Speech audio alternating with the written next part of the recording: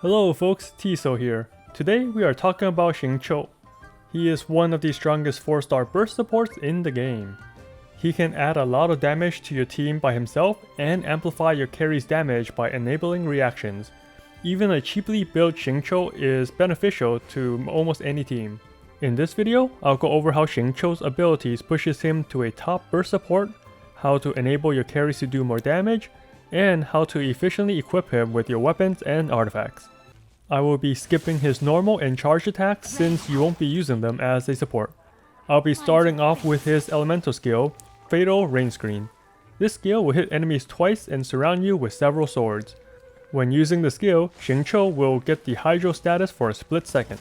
This will help cleanse a pyro debuff from you, but can also freeze you if you are affected by cryo. In most situations, this little Hydro application will not affect you. Also, any enemies you touch while these swords are activated will get the Hydro status, similar to Barbara's skill, but with the benefit of not affecting you with Hydro status the entire time. This is very useful for freeze teams. As long as these swords are active, they will reduce the damage your field character takes and heals them a little when a sword shatters or expires. His Constellation 1 gives him an extra sword, which helps your durability by a little. In my opinion, C1 is his weakest constellation since it doesn't add much to his damage. Here is the difference with the damage taken with and without the swords. Taking multiple hits within 1 second will only break one sword, but reduce the damage from all hits. At talent level 6, they reduce damage by 25% plus 1/5 of his Hydro damage bonus. His Ascension 2 passive also heals your field characters when the sword breaks or expires. His true potency is from his elemental burst, Raincutter. When casted, it will last for 15 seconds, 18 with Constellation 2, and summon swords whenever you use a normal attack. You don't summon swords from charge attack or abilities. The summon swords come in waves, up to 1 wave every second if you are attacking fast enough. The number of swords each wave is 2, 3, 2, 3, 2, 3. Once you get Constellation 6, the number of swords becomes 2, 3, 5, 2, 3, 5, and so on and so on. Let's look at his non-C6 damage. Assume you have an uptime of 2/3 of the burst duration at talent level 6, which is pretty easy to reach even while dodging attacks. Usually, your uptime will be higher than 2/3 of the burst duration.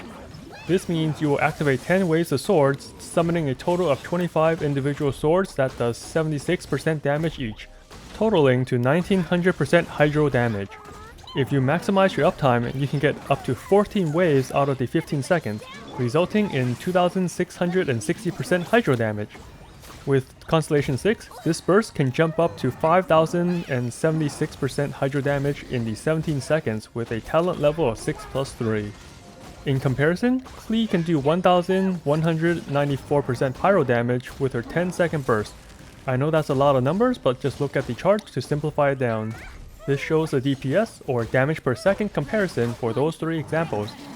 Just the isolated numbers from Xingqiu's burst is already this strong. In addition to the raw damage, each wave of the summon swords will apply Hydro to the enemy.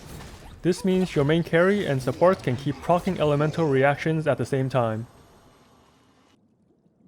Here is a quick look at my Xingqiu stats for the following example. He only has 1100 attack with very low crit stats. The majority of his stats is in energy recharge and a plus 16 Hydro chalice for the Hydro bonus damage. The elemental mastery doesn't really help since Xingqiu is usually not the one triggering the reactions. Let's see how his burst will help Klee. Klee has the fastest pyro application in the game with her normal attacks. She is hitting for 1484 and crits for 2965, so any number other than these two will be from vaporized reactions with Xingqiu's burst.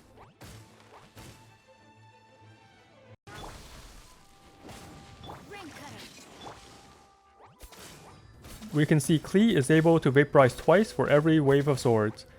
In this comparison, the only difference is the use of Xingqiu's burst. If we look at the Regisvine's health, an average geared Xingqiu is allowing Klee to do over twice the damage while the plant was knocked down. You can extrapolate this to a Diluc or a Keqing carry, increasing their damage through vaporized and electrocharge reactions as well.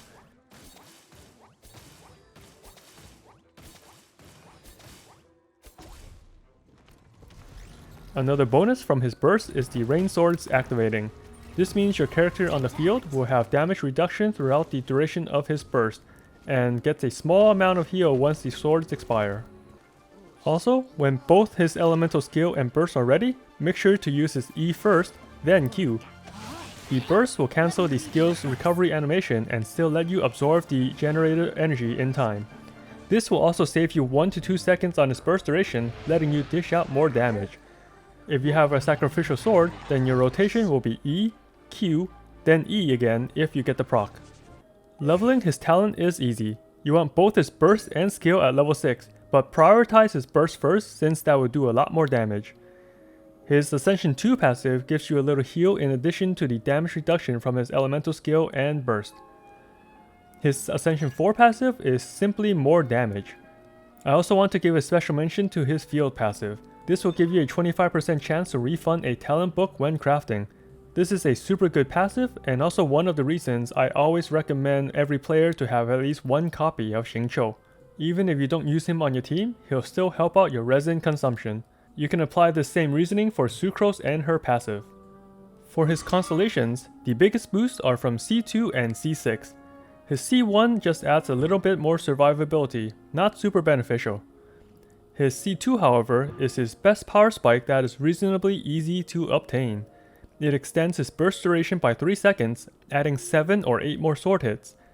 You will also decrease the enemy hydro resistance, which lets you do more damage with him and be an excellent support for Child or any other hydro teams in the future.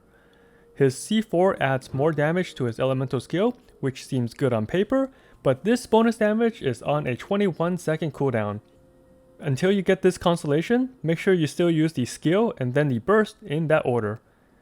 His C6 will change your summon sword pattern from 2-3, 2-3, 2-3 into 2-3-5, 2-3-5. This will increase the maximum number of swords from 42 to 55, which is about a 30% increase. Another bonus from C6 is the additional 3 energy you get every time the pentaswords hit an enemy. The text is slightly mistranslated, so you only get this energy from the pentaswords and not the double or triple. Before I stop talking about Constellations, I want to ensure you that Xingqiu is still an excellent unit to invest in even at C0. For his weapons, the best free-to-play sword is the new Festering Desire. If you missed this sword from the Dragon Spine event, then your next best free-to-play weapon is the Skyrider sword. It adds even more energy recharge than the Festering, but has slightly less damage because it's a 3-star. Please do not use the Iron Sting. The Elemental Mastery does not help him. For gacha weapons, his best in slot is the 4-star Sacrificial Sword. It has a nice attack, provides energy recharge, and the passive to reset your fatal screen is incredible for his energy. With this weapon, you will want to E, Q, then E again if the passive procs. Use this rotation even if you have a damage buff from his Constellation 4. You end up wasting too much time by using both skills after the burst. You can also swap to another character right away after using his second E, or wait for Xingqiu to absorb the energy particles before swapping. It depends on your team, the encounter, and your energy situation. The next best weapon is the Skyward Blade. It has very high attack and provides a good amount of energy recharge. However, this weapon's passive is wasted on him and should be given to another sword user like Jean in most cases. After this is the Favonius Sword. It provides the same stats as a Sacrificial Sword but with a weaker passive. The next best weapon is back to the Festering Desire. Having an energy recharge substat is super important and allows Xingqiu to burst more often. For his artifacts, there is a small variation and choice. My favorite set is a 2-piece Noblesse and a 2-piece Heart of Death to increase his damage. Using 2 different sets also makes it easier to farm, since you can mix and match a lot more than being restricted to 4 pieces from the same set. Another strong set is the 4-piece Noblesse, which gives him a nice damage boost for your team. There are better units out there that can use the 4-piece Noblesse, such as Bennett, but if you don't have anyone else on your team to use this set, then put one on Xingqiu. If you are still in early or mid game, then use 2-piece Exile and 2-piece Scholar for the bonus energy recharge. In the end, you always want to have at least 2-piece Noblesse for the extra burst damage, then choose the remaining pieces depending on your situation. For stat priority, always pick energy recharge on a timepiece and hydro damage on the goblet. The circlet can be attack percent or either of the crit rate stats. If your overall crit stats is low from not getting them as a substat from other artifacts, then go with an attack percentage helmet.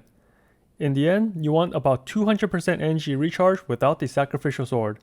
If you do have that weapon, then you can make do with less energy recharge. To summarize, Xingqiu is able to do a lot of damage with his burst even with low investments. Teaming up with a main carry that can take advantage of his Hydro application will greatly increase the damage of your team even more. The most common carry choices with him are Klee, Diluc, Keqing, Ganyu, Child, and Razor. Even if you bench him at level 1, his passive to refund book materials while crafting can help lessen your resin burden. He is pretty much one of the best 4-star units in the game. Thanks for watching. Like, comment, and subscribe if these guides are helpful. You can check out my other character guides if you are interested, and as always, have fun out there, traveler.